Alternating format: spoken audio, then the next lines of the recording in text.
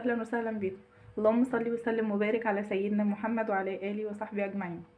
النهارده بقى يوم جديد اهوت هنعمل فيه اكله جديده.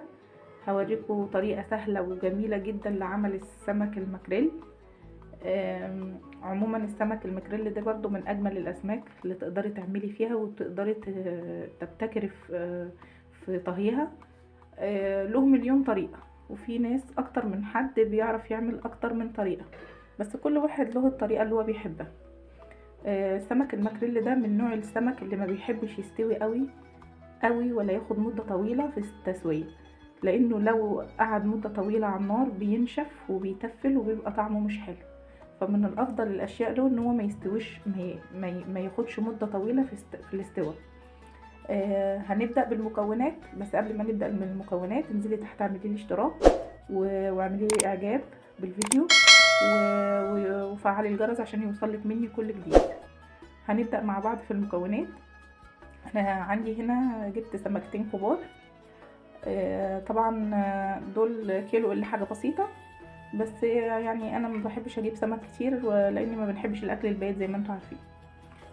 هعمل معاها، هعوز عشان السمك ده هعوز طماطم، بصلايه، هعوز قرن فلفل احمر، قرن فلفل اخضر، مرق الدجاج، كام فص توم كده، وهنا شبت على بقدونس. هعمل جنب الاكله ديت هعمل جنبها رز بالشعريه. انا بلاها اهوت بقاله نص ساعه زي ما احنا متعودين. انا بحب ابل الرز لغايه ما يبيض قوي قوي قوي، يقعد نص ساعه كده مبلول. وهعمل سلطه الطماطم جنبه. نبدا مع بعض عشان ما اطولش عليكم الفيديو. تابعوني للاخر، وان شاء الله باذن الله الطريقه دي تعجبكم وتعتمدوها عندكم. هقول بسم الله. هبدا الاول الثوم اهوت هتبل بيه السمك. طبعا السمك المكريل ما بيتبلش ويتساب زي المكرونه مده ليله كامله، لا، ده بتتبليه وتسوي على طول عشان خاطر هو ما بيستحملش. لو طلع حادق معاكي ما بيبقاش حلو. من جماله ان هو بيبقى ملحه مظبوط، فهو اول ما تحطي عليه ملح فبيتبل على طول مش زي المكرونه. هحط الثوم اهوت،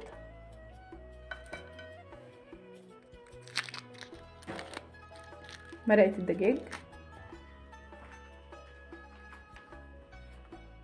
وهحط نص القرن ده هنا كده، والنص التاني هنا كده. بس طبعا انا هخرطهم حتت صغيره في قلب الهون عشان ايه، اعرف ادقهم بسرعه. هحط معاهم ملح. طبعا يا جماعه انا ما بستغناش عن الفلفل والكمون وكركم. لو في بهارات تانية زياده انا هقول لكم. طبعا النهارده انا هعمل فلفل وكمون وكركم وملح زي كل يوم، انا ما بغيرش التوابل بتاعتي. وبعدين اللحوم ما بتحبش التوابل كتير. هحط ملح، مش هكتر ملح لان السمك المكريل ما بيحبش الملح، يعني بيحب يبقى مظبوط كده. ده غير ان انا هحط على الخضار من فوق ملح برضو تاني. هحط فلفل وكمون اهو، مش كتير برضو. وهحط كركم،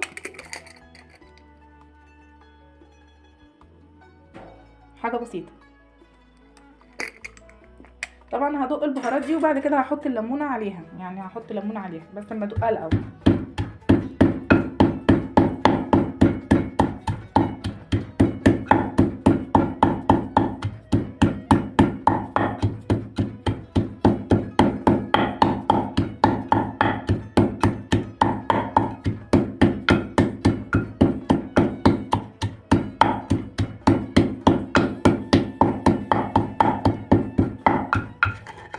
ابدا اقلب كده مرقه الدجاج مع الفلفل والكمون والملح والشطه الحمراء والشطه الخضراء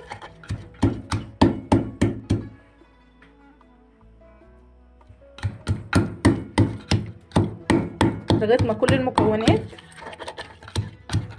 تندمج مع بعضها كده اهي. خلاص كلها كده اهو.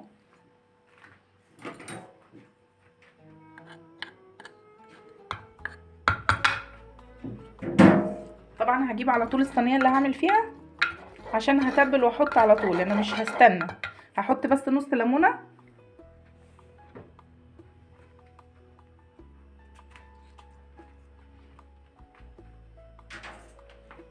نص ليمونه،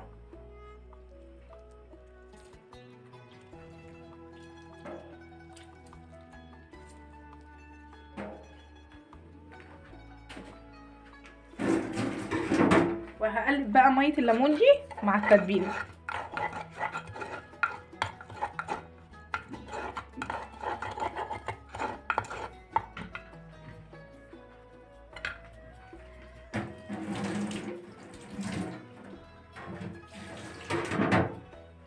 خلاص كده.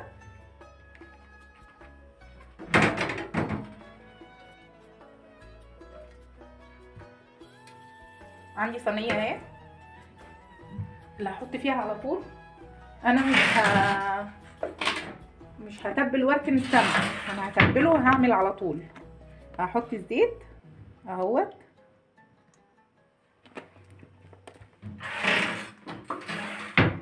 وعندي السمك اهو. هدهن الاول الصينيه بالزيت كده اهيت، اوزع الزيت في الصينيه كلها عشان السمك ما يلزقش. وهبدا احط السمك بتاعي كده جنب بعضيه.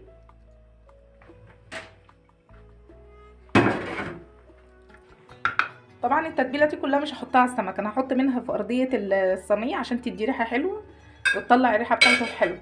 وهحط الباقي هتبله السمك. هتبل فوق الاول اهوت،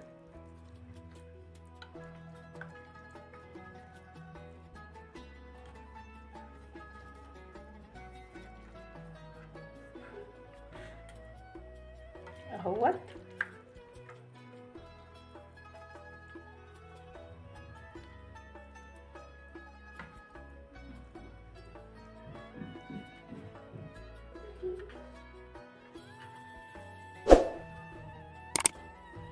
كده فاضل حبه شويه صغيره خالص، هنحطهم في ارضيه الصينيه تدي ريحه معايا.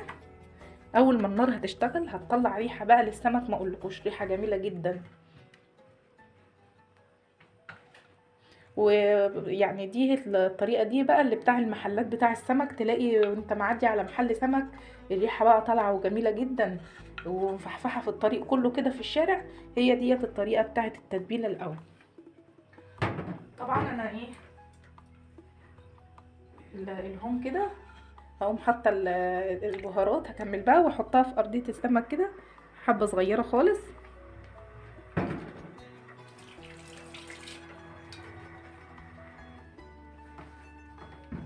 كده انا تبلت السمكتين معايا، هبدا احط عليها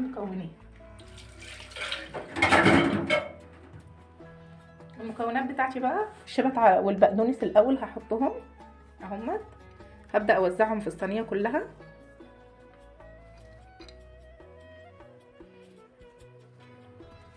اهوت.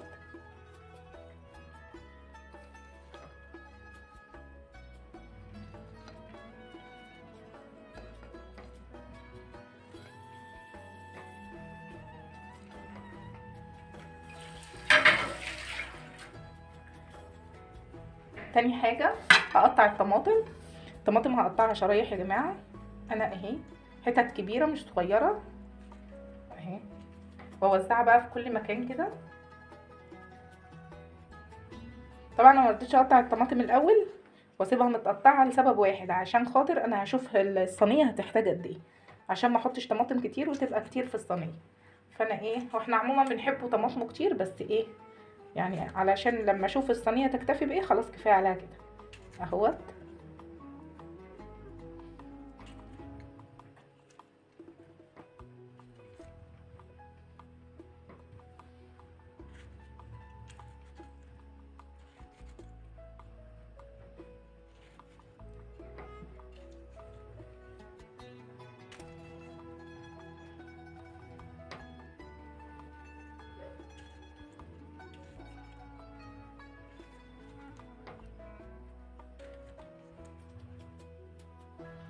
اعتقد كده كفايه طماطم، لان طبعا انا هعمل سلطه فيبقى كده كفايه عليها قوي طماطم، عشان ما نكترش طماطم قوي.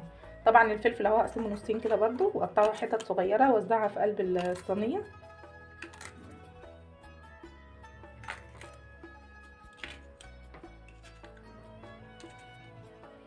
والاحمر برده هاخد منه حتتين، بس الاحمر خدوا بالكم حامي. لو عندكم فلفل رومي احمر ماشي مفيش مشكله، اللي ما بيحبش الحراق ممكن يعمله، بس احنا عندنا بنحبه يعني هو مش حامي قوي قوي، بس هو حراق شويه عن الرومي. اهو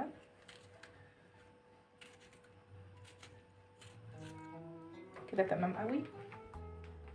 كده فاضل البصليه بس.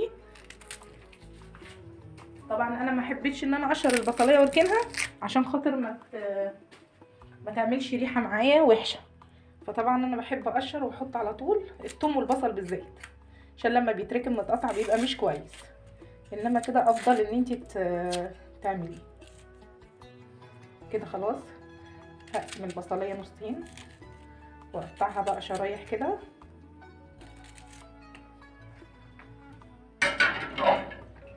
اقطعها شرايح كده واوزعها. طبعا مش هوزعها قطع كده، انا هوريكم هعمل هفرفتها من بعضها دلوقتي.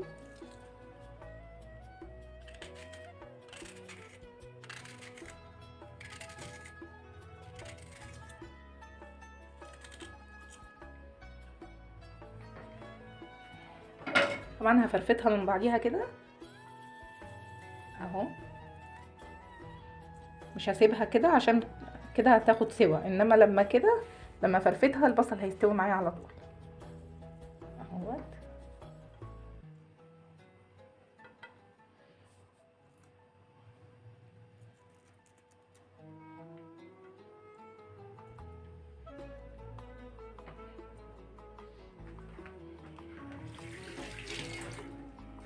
كده صينيه السمك بتاعتي جهزت، ناقص لها بس ان انا احط على الخضار اللي على الوش ده حبه ملح، لان انا ظابطه الحدق بتاع تتبيله السمك من جوه، فمش هعوز غير رشه ملح بسيطه خالص على الوش كده اهي، عشان الخضار يطلع معايا برضو حادق زيه زي السمك من جوه، يبقى الملح بتاعه مظبوط.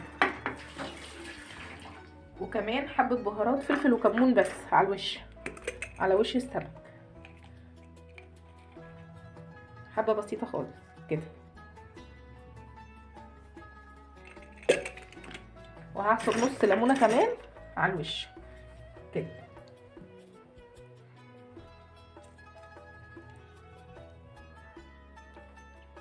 النص ليمونه ده بقى انا مش هرميه، انا هقطعه نصين كده اهو او 4 تنصاص واوزعهم في قلب الصينيه، بيدي ريحه حلوه قوي قوي لصينيه السمك اهو. وبعد كده بعد ما صينيه السمك تستوي انا هشيله، يعني مش انا هشيله وارميه مش هسيبه. طبعا ما مش هقول لكم الصينيه دي هحطها في الفرن وتقعد ساعه ولا ساعه الا ربع والكلام ده، لا انا هحط الصينيه دي على النار من فوق، واول ما الاقي السمك استوى ابيض من جوه بعرف ان هو استوى. اول ما لحمه السمك تبيض خلاص بعرف ان هو استوى، اطفي عليه واحطه ياخد وش تحت في الشوايه. ودي افضل طريقه للسمك الماكريل. طبعا هتلاقيه دايب وطعمه ناعم وناعم في البق وجميل، بدل ما يدخل الفرن وينشف وتلاقيه ناشف ومش حلو مش هيعجبك. فانا هحطه على النار دلوقتي، تابعوني كده. هحطه على النار وارجع له. السمكه على النار على البوتاجاز من فوق، واول ما تبدا انها تقلب هوطي عليها خالص واسيب الميه تسوي السمكيه. طبعا مش هتاخد مده طويله، ماكسيمم كده يعني 5 دقايق. مش هنسيبه بقى لما الخضار يستوي ويهبط، لا انا عايزه استفيد من القيمه الغذائيه بتاع السمك وبتاع الخضار اللي عليه. طبعا الخضار ده اول ما يستوي قوي قوي يقعد مده طويله هتبص تلاقي فايدته وقيمته الغذائيه ملهاش لازمه، انما كده افضل. اول هو بدا يعمل صوت اهو، يعني هو مفيهوش ميه كتير. طبعا السمك دلوقتي هينزل ميه والخضار هينزل ميه، بس اول ما اوطي النار. مش هينزل ميه الا لما اوطي النار، بس عشان القعر ما تتحرقش مني. طبعا من الجنب اهو بدا ان هو يعمل خلاص كده كده تمام، بدا يشتغل. اوطي عليه خالص واسيبه بقى يستوي. طبعا هغطيه برده مش هسيبه مكشوف.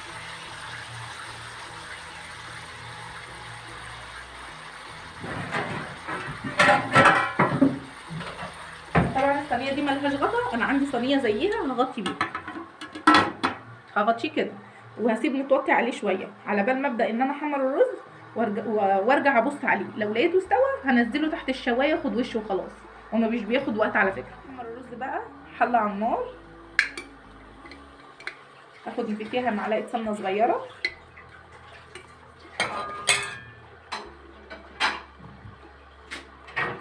وحبه زيت.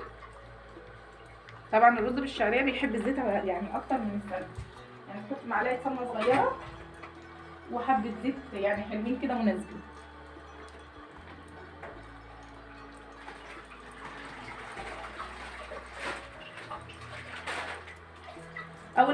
تبدا تتقدح معايا هحط حبه رز صغيره.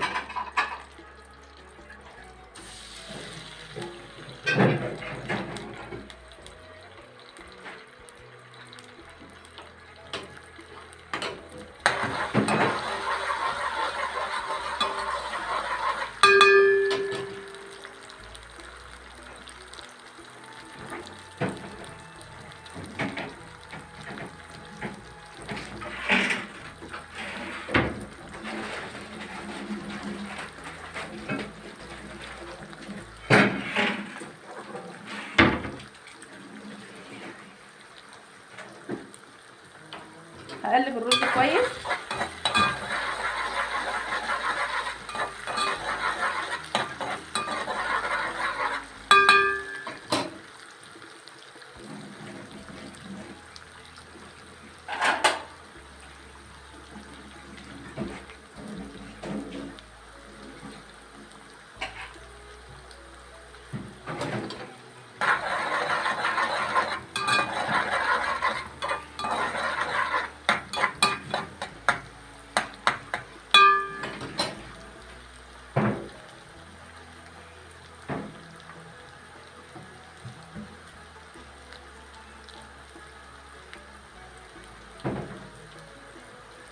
يحمر اهو، خلاص كده بدأ يصفر معايا خالص، بقى لونه ذهبي وحلو. انا مش هسيبه يحمر قوي عشان ما يبقاش لونه وحش مع الرز. احط حبه شعريه واحمر الشعريه مع الرز.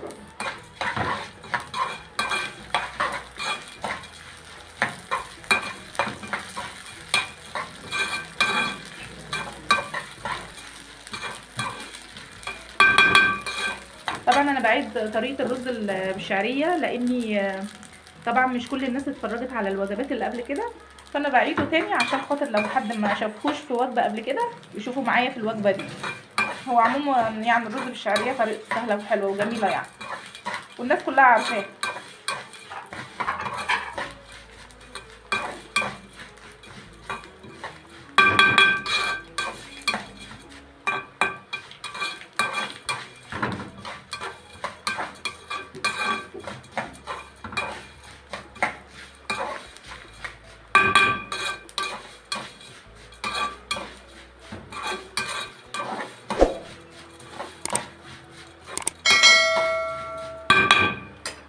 الرز بقى معايا لونه ذهبي وحلو.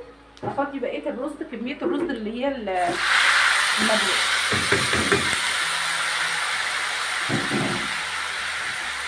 وهقلبه كويس قوي.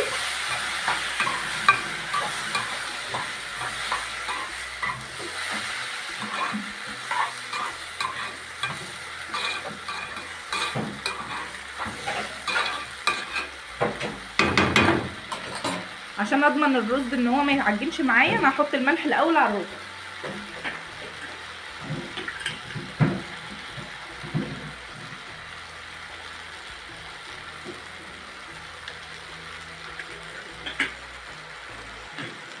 كده هقلب بقى الرز بالملح الاول.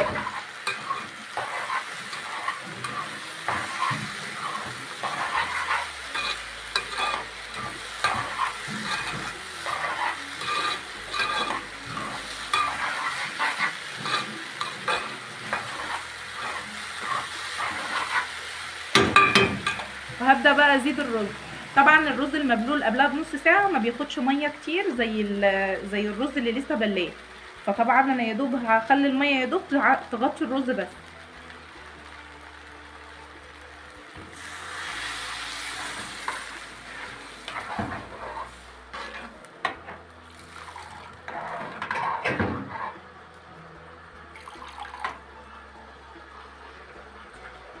طبعا انا بزيد الرز بتاعي ميه ساقعه، مش بزيده ميه سخنه. طبعا مش هغطيه دلوقتي، اللي يتفرج عليه مره قبل كده معايا هيعرف ان انا مش بغطيه في الاول. اول ما يبدا يقلب من كل الجوانب هبدا اغطي عليه. في الوقت ده هبص على السمك بقى لانه هو ما بياخدش معايا وقت. هشوفه كده الميه بتاعته نشفت كده. السمك بتاعي خلاص يعني يعتبر خلاص قرب يستوي، خلاص الميه بتاعته نشفت خالص. انا عايزه الخضار صابح زي كده، ما يكونش استوى قوي واتهرى، ولا نشف ولا اتحرق ولا الكلام ده، انا عايزاه هو كده السمكيه. بصوا خلاص هي يعتبر السمكيه استوت، بس انا هستنى لما الميه دي تنشف خالص. بصوا كده السمكيه معايا خلاص ابيضت، خلاص كده السمك استوى. ما استناش لغايه ما بقى يفقد الميه بتاعته وينشف خالص ويتفل ويبقى طعمه وحش، لا كده جميل قوي. خلاص انا كده ايه اطمن بس ان الميه بتاعته نشفت كده تمام قوي، وهدخله الفرن ياخد وش معايا. انا كده كده موطيه عليه، انا مش معليه عليه. هو كده معايا خلاص قرب يستوي عشان ما يبقاش جنبه جنب.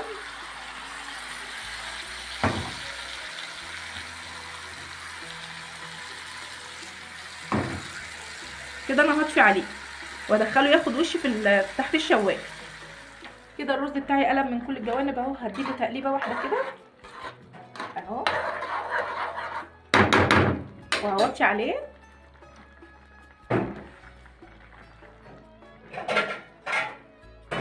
واغطي عليه، مش هفتح عليه بقى لما يستوي، انا وطيت عليه خالص واسيبه يستوي براحته عشان يطلع مفلفل وحلو كده. خلاص كده معايا السمك بقى في الفرن تحت الشوايه، هياخد وش بس بسيط والرز على النار. يا دوب هعمل طبق السلطه واقدم لكم الوجبه بتاعتنا. خلاص اهوت هديله تقليبه واحده بس وخلاص هو كده استوى.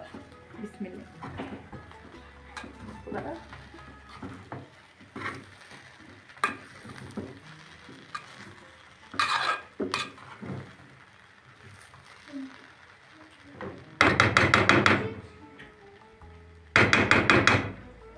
هطفي عليه بقى خلاص كده وهبدا اغرف في الاطباق.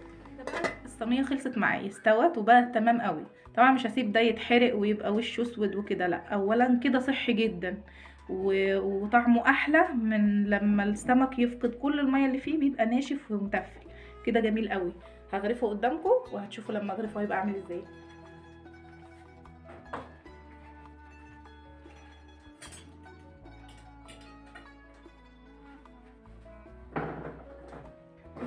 السمك بقى هشيل قطع الليمون الاول اللي هي دي ارميها في الزباله عشان محدش يتاذى بقى من مرارتها. هي كده ادت للسمك ريحه حلوه قوي وخلاص انا كده ما بقتش محتاجاها. كده هغرف بقى السمك. بسم الله. هقول بسم الله.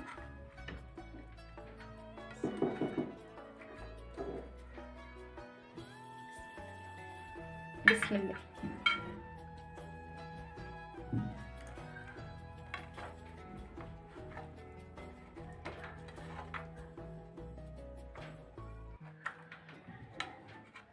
معلش هو سخن شويه عشان لسه طالع من الفرن، ده يبدوب كده. السمك اهوت. بسم الله. هظبطه بقى كده عشان الطبق ياخده. طبعا الخضار اللي حواليه ده انا عمري ما هرميه، هجيبه كده احطه حواليه جنبه كده.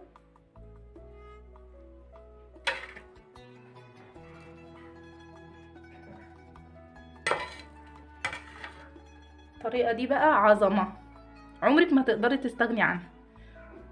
جربيها وقولي لي ايه رايك. الطريقه بتاعتي ولا الطريقه القديمه اللي انت كنت بتعملي بيها؟